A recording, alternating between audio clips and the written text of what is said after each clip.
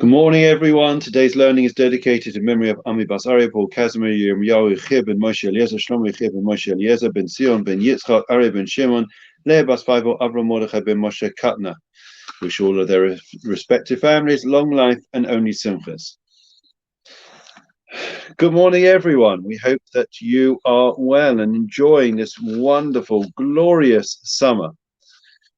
Great weather. Lovely to see everyone joining us. And we are going to begin, okay? So today's topic, if I was to ask you a very simple question, good morning, Carol, as follows. How do you want to be remembered? How would you like to be remembered, Martin? It's an interesting question. I remember many years ago, I was at summer camp, and you wouldn't get away with it today. But in the old days, they gave you a piece of paper, and they asked you to see that piece of paper, right? Got a piece of paper, and they said, see this piece of paper as your tombstone. Okay?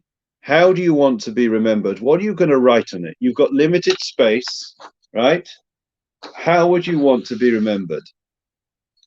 And it was one of the most powerful moments, I think, in my life. Most powerful moments in my life, because it was a real wake-up call, when you think about, how short life is, and you say, is that really important? How do I want to be remembered? So this question is relevant this week because sadly in this week's Torah portion, as we're all aware, Aaron, the high priest, Aaron, Moses' brother, Moses' older brother, and the Kohen Gadol, who had stood by Moses' side through thick and thin from the time they entered and spoke to Pharaoh all the way through to now when they are in the desert. Aaron is told that he's got, his time is up. He's 120 or whatever. I think it was more than 120, but his time is up, and he's going to pass away. And it's interesting the difference between when Aaron passes away and when Moses passes away, or Miriam passes away, or anyone else. So Aaron, we know that in his merit were the clouds of glory. The clouds of glory protected the Jewish people. And when he departed this world, so did the clouds. What was Aaron known for? Does anybody know? Good morning, Estelle, Rachel, Peter, Caroline, Martin. For once, I wasn't late. Everyone else was, I think, coming in late. What was Aaron known for? Shall I tell you? Aaron was known for being Ohev Shalom V'roidev Shalom. That's what it says in Ethics of the Fathers. He was somebody who loved peace and pursued peace. There are many people that love peace. Who doesn't want peace? Who doesn't want tranquility in their life? The question is, do we pursue it? Not just embrace it. Are we prepared to pursue it? How did Aaron pursue it? Our sages tell us that Aaron was somebody who was very much a man of the people. And he would go out and he would hear that there was a dispute, an argument between family members, husband and wife, or two business partners, brothers, sisters, whatever it was. And on hearing this argument, he would go to one side and he would say, I heard that Yanko is very upset. He really wants to get back together with you. He'd love to make peace. And then he goes to the other person and he'd say to the wife, or to the husband, I hear that so-and-so is very upset. They're distraught. They really miss you. They want to get back together. And the other person would say, really? They want to get back together? I thought they did want to get back together. No, they want to get back together. And basically, Aaron, through his shuttle diplomacy, was able to bring shalom, to bring peace between all the fragments of the Jewish people. And sadly, it was when Aaron passed away, Aaron being the glue that held the harmony of the Jewish people together, that glue was no longer there, and it became more fractured and fragmented, and there were more disputes, more arguments. There's always going to be arguments, but the question is how one responds, how we deal with those arguments when we have them in life. And I think it takes tremendous courage sometimes to be that person who not just loves peace, but pursues peace, because it's not pleasant. I have to tell you, I've been involved, and you roll your sleeves up, and it's a thankless task. And in fact, very often, the person that comes out the worst is the Henry Kissinger, the person who's trying to make peace, the shuttle diplomacy, right? Because everyone blames you. They blame you before, and they certainly blame you afterwards. And we're told an amazing story about the Chofetz Chaim, which I think summarizes this idea of being a pursuer of peace, somebody whose life's work is all about peace. You know, the Chofetz Chaim wrote that book. His magnum opus was the Mishnah Brura, which is a halachic work.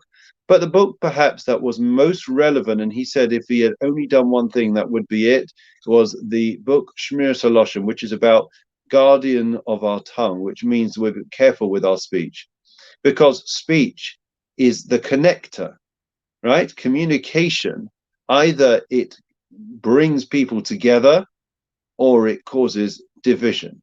We only have to look at the conflict recently in Israel. That same vehicle, social media, Facebook, that could have been used for so much good to bring people together of different views, different faiths, different perspectives. Instead, it was used to augment and to fuel greater division and fragmentation. And the Chofetz Chaim once said there was a very interesting story. Well, let me work backwards.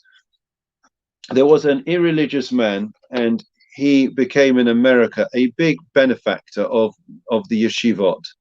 And they were puzzled. You know, he wasn't religious. He didn't live a religious lifestyle. Why would why would be the thing that drives him to support, Jewish schools, yeshivot? Why the yeshiva in particular? He didn't seem to be a learned man. And they asked him once, and he said, it happened that I once came to Radin, which was the place where the Chofetz Chaim lived, and I wanted to enter the yeshiva. I wanted to go to the yeshiva, and in fact, I did go to the yeshiva, but I wasn't a religious Jew. I was just going because my family told me I had to. And on, I think it was Friday night. I think it was no, maybe it was. I don't know. They found out basically that this young man, was not religious. He was breaking Shabbat. He wasn't in any way religious, and they said, "I'm afraid, this would be a bad influence on our boys. With the greatest of respect, you can't stay here, not even one night." And he came to the Chofetz Chaim, of course, who lived in the town, and the Chofetz Chaim said to him, the yeshiva, I understand, their perspective. You can't stay with them, but that doesn't mean that you can't stay with me. I would be honored to look after you and to be your host for this evening. And the Chofetz Chaim, we're dealing with a man who was in his 90s, and this boy, was a mischievous type at the time. And the Chofetz Chaim took him in. He gave him his bed, and he gave him his blanket. And this young boy never forgot the fact that the Chofetz Chaim brought the blanket, his only blanket, in a frigid cold of night, and put it on him to keep him warm. And he realized in the morning that this wasn't a spare blanket. This was the Chofetz Chaim's blanket. And he made him breakfast, and he saw him off, and he filled him with love for the Jewish people, as the Chofetz Chaim was wont to do.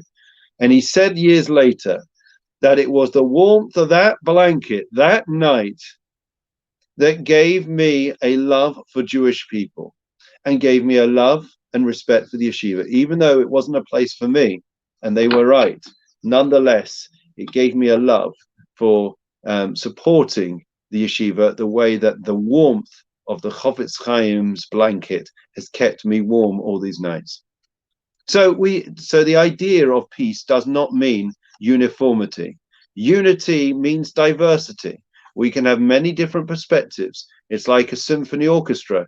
We all have different roles to play. And if we want to make the most majestic symphony and orchestral music, then it means that we all have to work together to be harmonious. right? To respect our differences and to complement rather than to conflict with each other. We're going to have to stop there. I apologize, but it's time's ticking on. But we're going to carry on with Psalm 23. Good morning, everyone. A lovely summer's day. Okay, I hope you're going to make the most of it. The Lord is my shepherd, I shall not want. He causes me to lie down in green pastures. He leads me beside still waters. He restores my soul. He leads me in the paths of righteousness for his name's sake.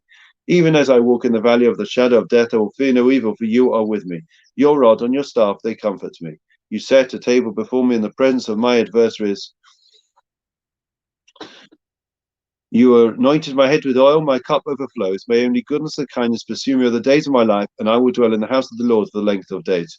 Memorial prayer. Adon Olamim Zachoes Nishmois Ami Bas Arya Paul Casimir Yom Yochia ben Moshe Eliezer Shalom Echia ben Moshe Eliezer Ben Sion ben Yitzchak Arya ben Shimon Leah Bas Faivo Avram Mordechai ben Moshe Katna Shalchu L'Olam Bagan Eden Teimenu Chosam Lachim V'Larachimim Yasrim Seisakan Apam Yolamim V'Yitzhak Neshosam Ana Nachlasam Yanuch B'Shlom Mishkavam V'Namar Amen. Long life wishes to all. Lastly, for Shlema Mishavech Havasin Romis Chav Yaakov Moshe Aaron Double Shlomo Yivayach Rebbe Zachayim Ma'avo Shanim Mispalim Bavoram V'Zchazek HaKadosh Baruch Hu Yimalei Rachim Aleichem V'Lachim Alefosam V'Yishlach Lem Fushlen Shemaim L'Cholovim B'Soch Shach Yisrael Rufus Nefesh V'Sagov Hashavas Malkarif V'Namar Amen. So we wish everyone well for today. A reminder tonight at 8:15, we're going to be honored to have on my Hackenbrock's Helpful Half Hour a landscape gardener, Arlette Garcia, who will be speaking to me and advising me, because Woodside Park is full of beautiful gardens except my own, and she's going to be able to answer all the thorny questions that we have, to root out all the weeds and to make the most beautiful resplendent gardens in Woodside Park. Any questions that you have, please, you can send them in via Facebook or YouTube. We're on Facebook and YouTube tonight at 8:15.